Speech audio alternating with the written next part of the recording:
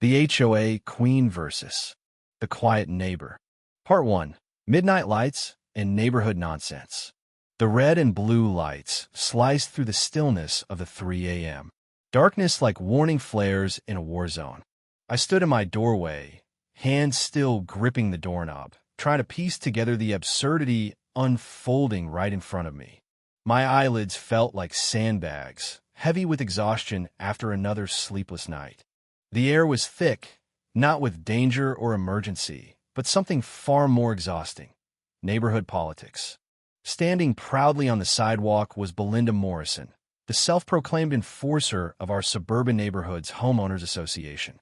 Belinda, or HOA Queen Bee, as some of us called her behind closed doors, wore an expression of righteous indignation with her arms folded across her chest. If smugness were a perfume, she was drenched in it. She spoke animatedly to 2 police officers, clearly trying to play both victim and authority. Her claim? That my parked truck was blocking her guests from accessing her side of the street. Freeze frame. Yep, that's me. The guy whose private well Belinda illegally tapped into for months to keep her immaculate flower beds blooming all year round. What did I do about it? I legally flushed her irrigation system with sewage. Oh yes, and that was only the beginning. You might be wondering, wait, how? How does someone legally pull that off? And how does she not notice? Trust me, I'll get to that. Right now, though, I was still processing the fact that I was standing in my own doorway at 3 in the morning, being essentially interrogated because I had dared to park my own truck in my own driveway. The officers tried to keep neutral expressions as they listened to Belinda drone on about how my vehicle stuck out half a foot past the line. Never mind the fact that the street had ample room for parking. One officer, Officer Riley, finally turned to me. Sir, it's a simple request. If you could just move the truck so her guests can park, we wouldn't have to escalate this. Escalate? I blinked in disbelief. Are we negotiating a ceasefire in an international conflict? Over a driveway? The words slipped out before I could stop them. I wasn't trying to be a smartass, but the absurdity hit me like a 2x4. Belinda wasn't listening. She never listened.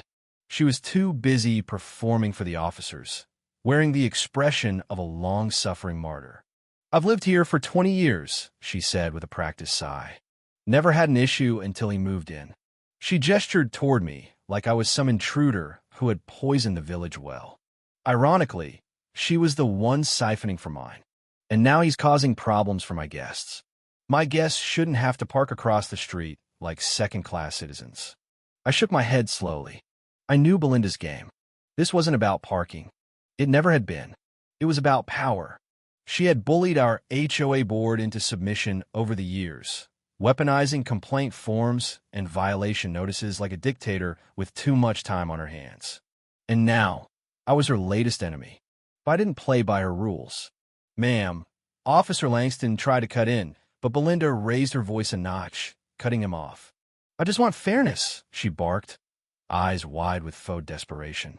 Why should I be the one inconvenienced in my own neighborhood? At that point, I opened my mouth to respond, but Officer Riley quickly intervened. Sir, if you could just move the truck, we'll be out of your hair. That was when it hit me. Belinda wasn't just annoying, she was dangerous in her own way. She knew how to manipulate authority, twist situations, and frame herself as the reasonable party. This wasn't the first time either. She once accused me of growing weeds near the sidewalk, while her own backyard bloomed with illegal perennials she imported without permits.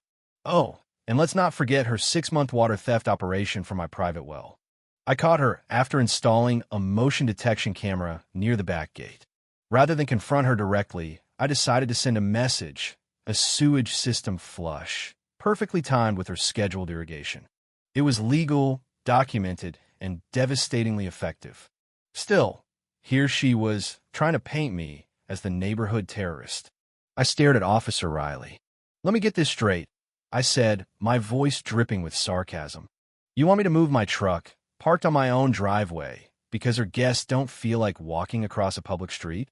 The officer didn't respond, but Belinda sure did. I've been nothing but reasonable with you, she snapped. And this is how I'm treated? I turned without a word and walked back into my house. The door clicked shut behind me, muffling her voice, but not entirely. I still heard the shrill screech. "This is outrageous. I'll call 911. I chuckled to myself. This wasn't an emergency.